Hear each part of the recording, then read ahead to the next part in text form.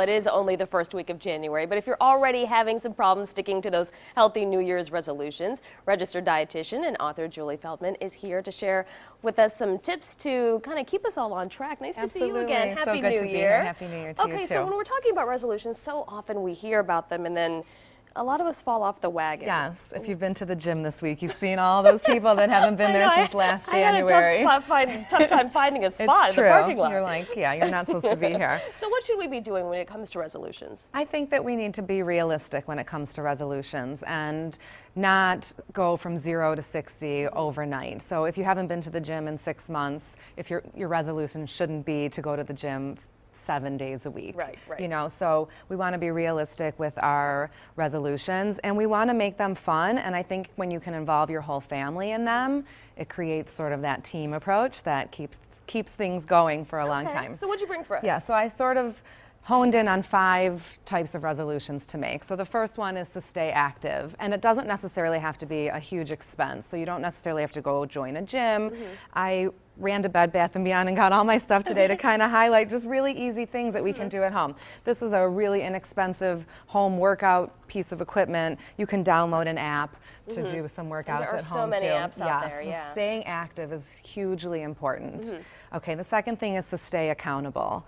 And accountability can come in many ways and would be different for different people. So a scale, this happens to be a Wi-Fi scale, so it would sync to your Wi-Fi, your smartphone, and it would help you to stay on track and see your progress.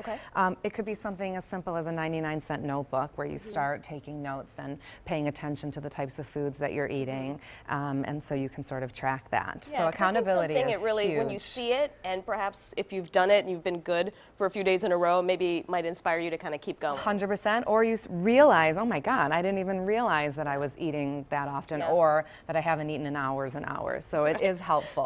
Okay, the third thing would be to stay hydrated. I think it's a really great goal for everybody across the board. So something really pretty like this Soma water pitcher that filters water. It's a little bit prettier than maybe some that you have already in your fridge. It's something like that that's enjoyable to use that would make you stick to that resolution and make sure your kids stay hydrated as well. So the fourth thing would be to stay prepared.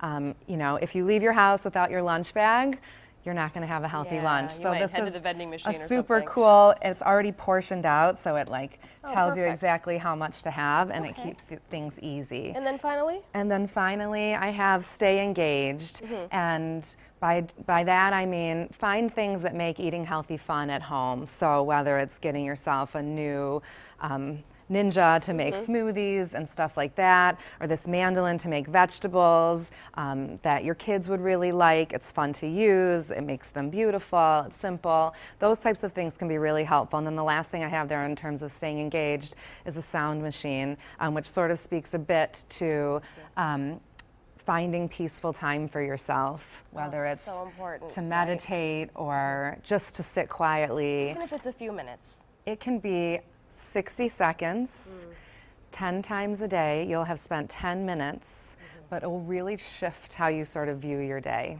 Julie, thank you so much. Thank Before we you. go, you have a website? I do. It's dietitianjuliefeldman.com. All right, Julie, thanks so much for the information.